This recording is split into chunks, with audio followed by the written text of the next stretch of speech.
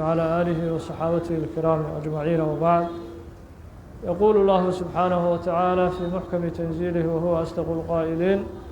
لقد جاءكم رسول من أنفسكم عزيز عليه ما عنتم حريص عليكم بالمؤمنين رؤوف رحيم. الحمد لله ولليال خطبة سيدا لبدا قيبود با aad maqlayseen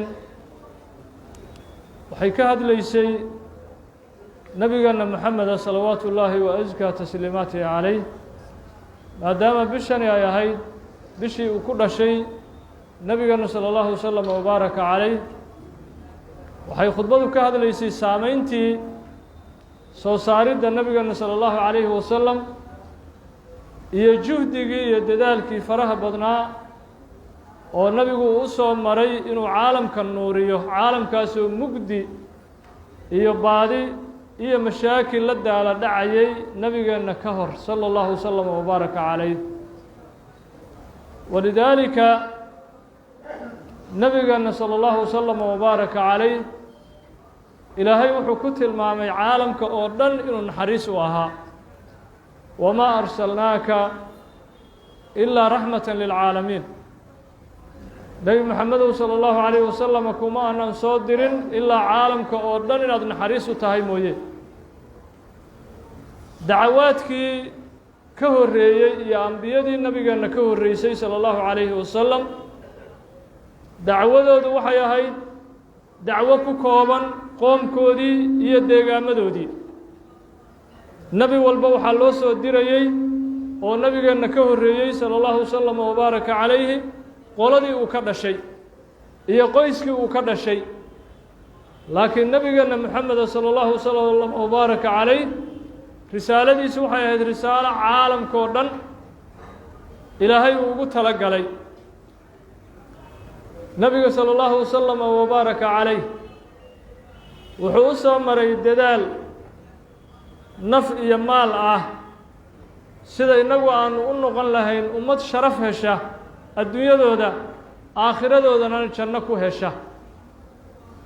sidaas awgeeda nabigeena sala allahu calayhi wasalam dhiiggiisii loo daadiyey si annagu aanu u badbaadi lahayn. waxaa dhiiggiisa nabiga sala allahu calayhi wasalam lagu daadiyey dagaalkii uxud. waxaa dhiiggiisa lagu daadiyey nabigu sala allahu wasalam wabaaraka calayh daa'if. waxaa nabiga sala allahu wasalam wabaaraka calayh uu ku jiray muqaataca iqtisaadiya fii halaaثati acwaam. 3 sano ayaa la yidhi isaga iyo reer bani haashim iyo muslimiintii la joogto o dhan yaan wax laga iibsanin, yaan lala hadlin, oo rafaadka iyo ciriirigaa la geliyey nabigeena sala allahu wasalam wabaaraka calayh. 53 sano isagoo da-diisu jirto ayaa god loo geliyey diintan si uu ummadda u gaarsiiyo nabigu sala allahu calayhi wasalam. oo magaaladii uu ku dhashay maka almukarama uu nabigu uga baxay dhib awgeed loo geystay markuu nabigu madiine u hijroonayey sala allahu wasalam wabaaraka calayh. intaasoo dhan nabigu sala allahu calayhi wasalam humuumta uu xambaarsanaa iyo waxa qalbigiisa ka guuxayey waxay ahayd ummaddaadu inay badbaado,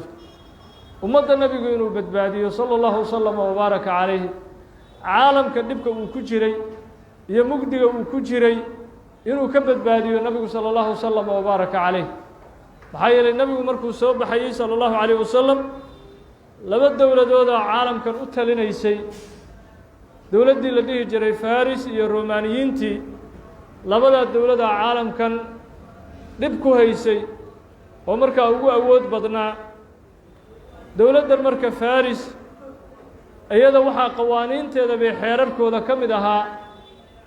oo ninkii xukumi jiray yasdajurda boqorkii la dhihi jiray oo isagu tashriiciyey qof walbaahi haweenaydii uu ka helo ha guursaduu dhihi jiray. markaasuu gabadhiisii aroostay yasdajurda ninkii la dhihi jiray ee faris xukumayay. anigu gabadhaydaan ka heluu yidhi inaan guursado, gabadhiisii uu la aqal galay. qof walba qofkuu ka helo ayuu naag ka dhigan karaa oo xaas ka dhigan karaa ayaa dowladda faris uu ku sharciyeeyey ninkaa yasdajurda la dhihi jiray. jasiiratu lcarab dhulkan ka jira iyaduna nololu kama jirin akhlaaqi kama jirin dhaqan kama jirin diinuna kama jirin carruurtaas sida gabdhaha oo kale noloshaa lagu aasi jiray nolosha waa ka ilaahay leeyahay subxaanahu wa tacaala waida almaw'uudatu su'ilat biayi denbin qutilat gabdhihii nolosha lagu xabaalay haddii la su'aalo aakhiro oo la yidhaah maxaa laydinku dilay dembiga aada galabsateen muxuu ahaa dhaqan jirayuu ahaa oo horumar loo arkayey oo wanaag loo arkayey oo laysku ceebinaynin cid isku ceebinaysaa aysan jirin waida almaw'uudatu su'ilat biayi denbin qutilat markii ilaahay uu soo nooleeyo gabdhaha jaahiliyadii nolosha lagu xabaalay oo ilaahay uu yidhaaho dembiga aada kasbateen muxuu ahaa oo laydinku dilay oo cid ka jawaabi kartana aysan jirin carruurtooda ay dhaleen aabbuhu intuu gabadha qaado oo godka u qodo ayay markuu daalo godka dhinaca uu ka fadhiisto ayay ciidda ka tirtiraysaa ilaa waa gabar yaroo saqiira meel loo wado ma oga godkii ciidda ayay garkiisii iyo madaxiisii ka jafaysaa ma oga meeluu u wado markuu godka dhammeeyana labada gacmood intuu qabtuu ku laalaadiyuu ku aasi jiray iyadoo nool dhaqanka jaahiliga jasiiratu lcarab saasuu ahaa qof walba wixii qalbigiisa ku soo dhacuu ilaah ka dhigan jiray qolo dadka caadiga iska caabudda qolo asnaamta caabudda qolo dhagaxda caabudda qolo raashinka caabudaysa qolo geedaha caabudaysa qof walba wixii qalbigiisa uga soo dhacuu ilaah ka dhiganayay isagoon ka fekeraynin war waxaani durmiyaa mise nafci ayay kuu leeyihiin feker bay qorshaba aysan ugu jirinba leannahu caqligu waa diinta garashadu waa diinta dadnimadu waa diinta sharaftu waa diinta diintaa nabigeenu loola yimid sala allahu wasalam wabaaraka calayhi oo insaaniyadda dhan ka xuraysay wax makhluuqa oo dhan inay hoos istaagaan oy hoos galaan ka xuraysay ilaahayna ku xirtay rabbulcizati jala jalaaluh si kastoo tiknolojiyadu u hormarto si kastoo aqoontaadu maadigu ay u kororto haddaadan diin lahayn waxaad tahay jaahil diintaasaa qofliga caqliga u yeesha oo hagaysa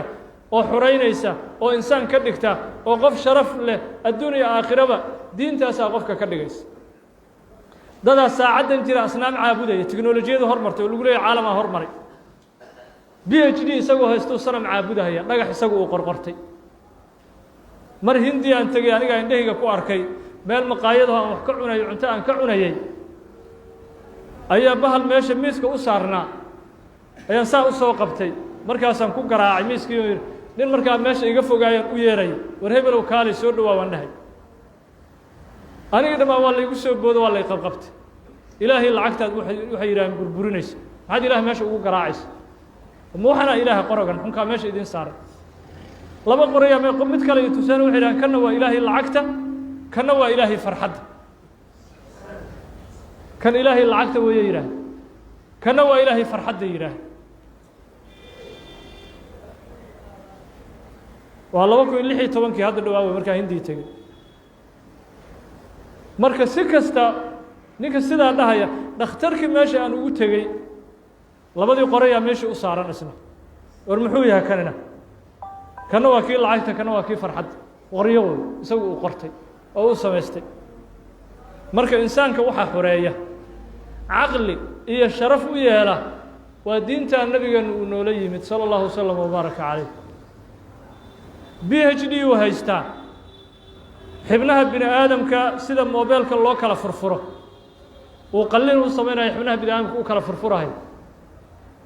maca daalika wuxuu fahmi la'yahay waxan waa qoray aad igu qoratay oo dacaskaaga waxba ma dhaamo kobaha aad sidato intaa waa fahmi la'yahay leannu diintii fahamsiin lahayd ma hayo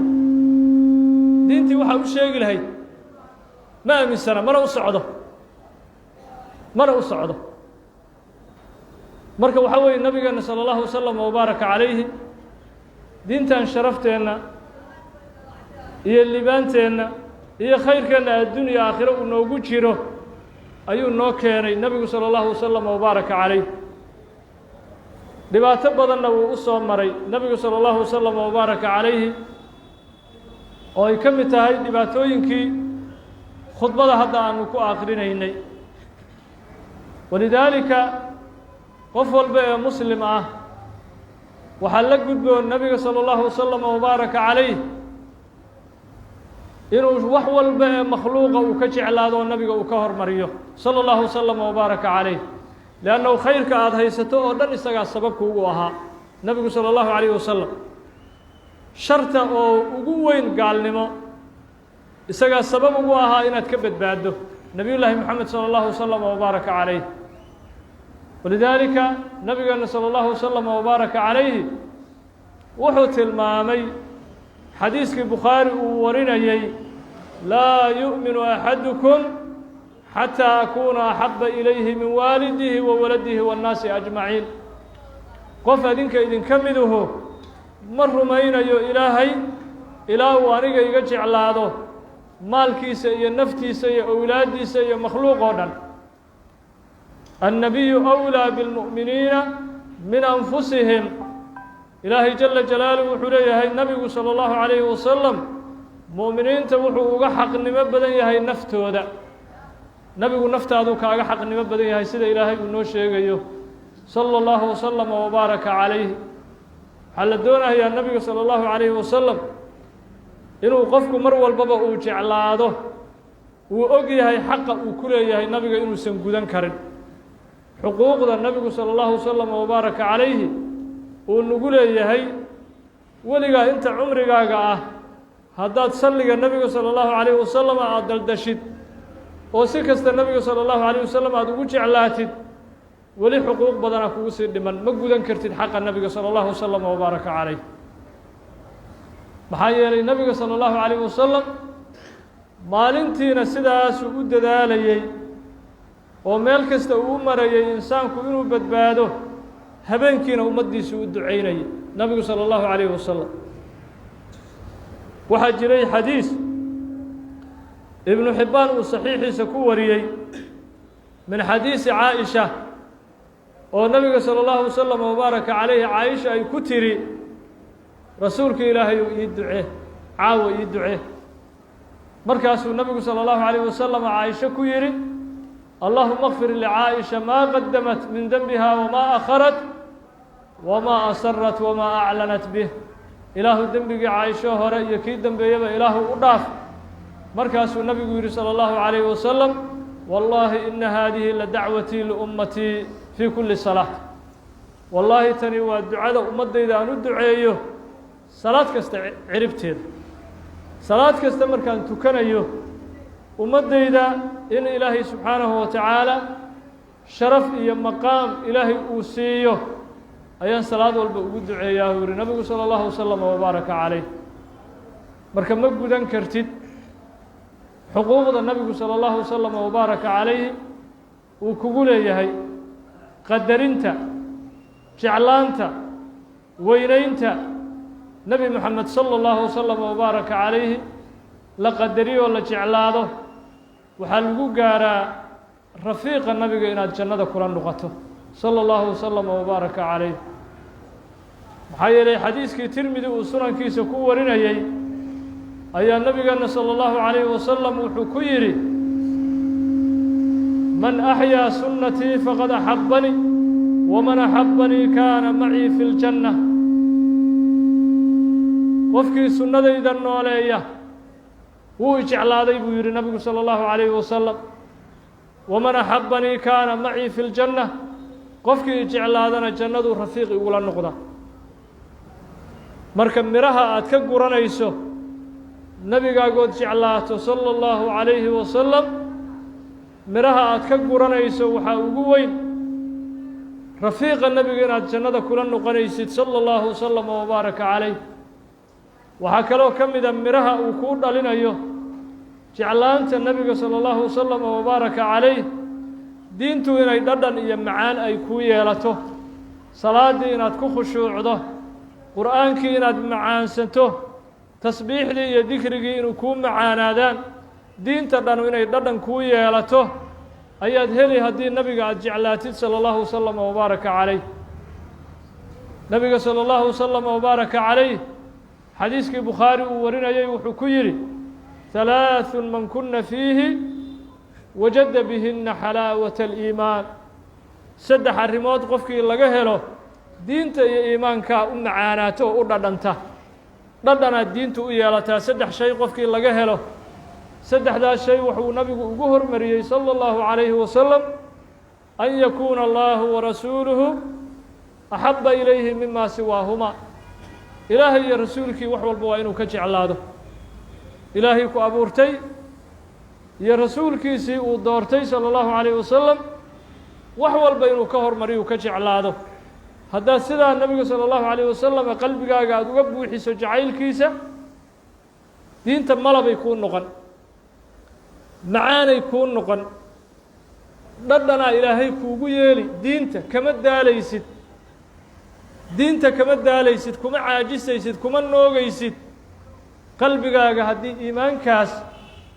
iyo jacaylka nabigu uu buuxiyo salى اllahu waslama wbaaraka calayh saxaabatu rasuuli illaah salى اllahu waslama wbaaraka calayh nabigeena salى اllahu عalayhi wasalam siday u qadarinayeen raadkiisa u raacayeen ay u jeclaayeen jaanis kasta oo ay ku helaan nabiga salى اllahu عalayhi wasalam way ka faa'iidaysan jireen waxaa imaamu muslim uu saxiixiisa ku wariyey min xadiisi anas bni malik khaadimi rasuuli اllaah salى اllahu waslama wbaaraka calayhi qaal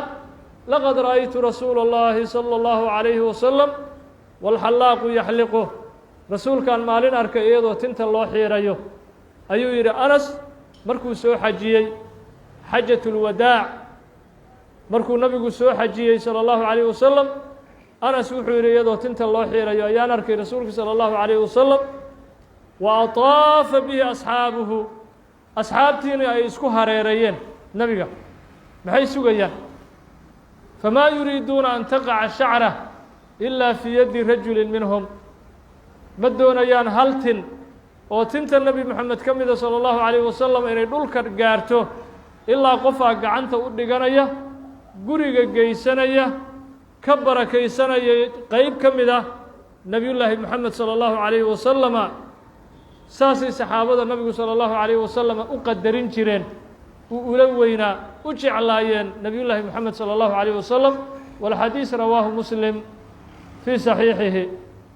xadiiska muslim ayaa saxiixiisa ku wariyey nabigeena salى اllahu waslama wbaaraka calayh naftooda waxba lama ahayn haddii nabiga ay difaacayaan salى اllahu waslama wbaaraka calayh dagaalkii uxud sida bukhaari uu saxiixiisa ku warinayo dalxatu bnu cubayd illaahi alansaari maalintaa wuxuu ku celcelinayey naxrii duuna naxrika yaa rasuula allah dhuuntaydaasaan kugu difaaci rasuulka ilaahayow markaasuu fallaaraha iyo waranka nabiga lagu soo tuuraba isagaa isku dhigayey jirkiisuu u dhigayey saxaabiga dalxatu bnu cubayd illahi alansaari ilaa gacantiisii ay dagaalkaa ku qallashay dalxatu bnu cubayd illahi alansaari uu markaa dhahayay gacantu wayba yar tahay rasuulka ilaahayow dhuuntaas hubku inuu iga dhaco ayaan dooni adigana aada badbaadid ayaan dooni naftooda iyo ruuxdooda waxba lama ahayn haddii nabiga ay difaacayaan salى اllahu waslama wbaaraka calayh nabiga salى اllahu waslama wbaaraka calayhi maxabadiisa iyo kalgacaylkiisa waxay iska leeyihiin shawaahid iyo markhaatiyaal la doonayo inay kaa muuqdaan markhaatiyaalkaa la doonayo inaad nabiga jeceshahay tusinaya waxaa ka mid ah mutaabacatu rasuuli اllaahi salى اllahu عalayhi wasalam fii hadyihi wa sunnatihi wa aqwaalihi wa afcaalih nabiga sunnadiisa inay kaa muuqanayso diintii uu la yimid inaad baranayso ku dhaqmayso diintii nabigu la yimid salى اllahu عalayhi wasalam waxaa calaamo ka mida inaad nabiga jeceshahay salى اllahu عalayhi wasalam maxaa yeelay qabriga markaad geshid